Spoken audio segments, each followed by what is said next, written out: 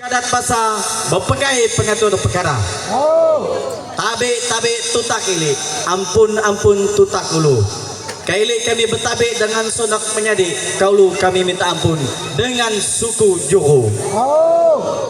Selamat pagi, salam sejahtera untuk kita semuanya. Puji dan syukur kita panjatkan kepada Tuhan Yang Maha Kuasa, di mana pada hari ini kita bersama-sama bisa hadir di dalam Pekan Gawai Adat Dayak Lino Dakan Ganis. Tadi saya dengan Pak Camat di depan gerbang tuh berbisik-bisik ya. Jadi MC bilang Pekan Gawai yang ke-8. Kalau di depan tadi yang ke-7 gitu Jadi mana yang benar? Tapi tiba-tiba sudah masuk ya memang 8 ya. 8 berarti sana yang salah cetak ya. Jadi yang pertama ya akan mengucapkan apresiasi kepada panitia ya Bung Rumentara, kemudian memberikan ucapan selamat hari Gawai kepada kita semua yang ada di Ketemungan Lino Dakan Ganis. Semoga kita gayu guru gerai nyamai lantang senang anak kita benua ya. Amin ya.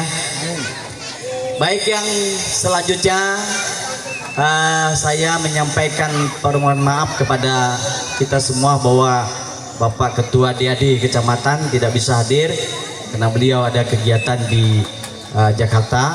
Itu saya dapat informasi dari Sekjen DAD ya. Seyoganya Bapak Sekjen DAD yang memberikan sambutan, jadi bukan wakil ya, seharusnya Pak Sekjen. Saya kalau sesuai dengan undangan adalah sebagai patih. Ini kalau Bapak Ibu lihat di depan, ini adalah pasukan saya ya. Baik, yang terutama kepada Pak Kiat, tadi dia nyebut saya kawan dia, kalau saya tidak nyebut dia kawan saya nanti malah saya kena adat ya, karena dia sudah pasang taring tadi, kalau tidak bersahabat dengan dia nanti akan dia sok terapi katanya. Ini sudah ancaman kepada PT Julung ya. Nanti PT Julung juga harus kenal saya nih. Mungkin Pak Arif belum kenal ya. Sudah ya, sudah. Baik, pada momen Gawai ini kita harus memaknai apa itu Gawai. Jadi setiap mulai dari bulan 5 Desember, bulan Mei sampai pada Juni, jadi umumnya masyarakat adat Dayak ini mengadakan Gawai. Gawai itulah adalah diartikan sebagai ungkapan syukur, rasa terima kasih kita apa yang telah diberikan Jubata Petara Sang Allah Pencipta kepada kita, baik itu berupa kesehatan, berupa hasil panen, berupa rezeki. Nah itu kita lambangkan ungkapan rasa syukur itu. Gawai itu juga adalah suatu momen di mana para keluarga, sanak keluarga yang jauh-jauh ketika Gawai bisa kumpul bersama-sama. Nah ini bisa makan sama-sama ya, bisa saling ya bercanda gurau sama-sama, itu dia. Kemudian tadi disampaikan oleh Pak Kiat juga ya, kita ini kalau memang harus bersaing dan bersinergi dengan masyarakat yang lain. Tadi sudah dibentuk, diaplikasikan dengan anak-anak yang nari tadi ya, ada suku Dayak, Jawa, Sunda. Nah itu adalah salah satu bentuk toleransi dan bersinergi kepada suku-suku yang lain. Nah untuk itu sebagai seorang Dayak tentunya kita mempunyai adat. Kalau sudah mempunyai adat tentu kita bermartabat. Nah itu dia. Saya kemarin di Mantir menyampaikan beberapa hal pondasi hidup orang Dayak. Dayak ini juga harus punya pondasi dasar hidup. Ibaratkan sebuah bangunan yang tinggi, kalau pondasinya tidak kuat dia akan roboh. Begitu juga dengan Dayak, kalau tidak ada pondasi dia akan roboh dan juga akan hilang.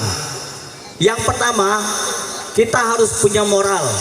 Nah, itu yang dinomorsatukan. Dayak itu harus bermoral.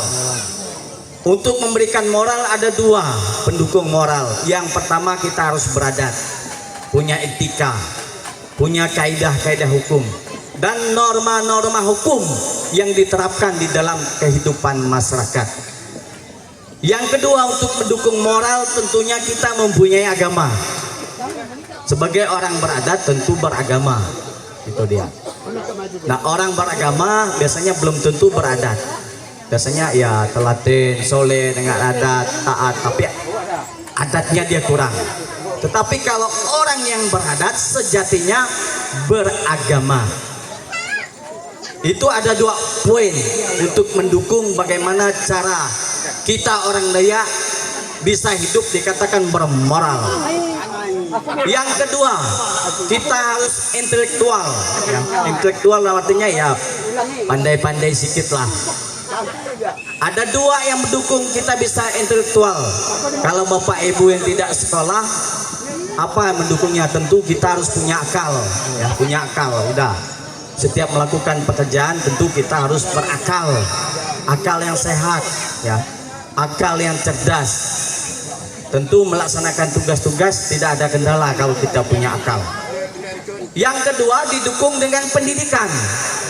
Nah, orang kalau sudah punya pendidikan tentu ya watak atau pikirannya tentu agak sedikit intelektual lah. Jadi ada 2 pendukung untuk intelektual. Tadi Pak Kiat menyinggung mau jadi mandor, tamannya SD. Pernah ini datang ke saya, Pak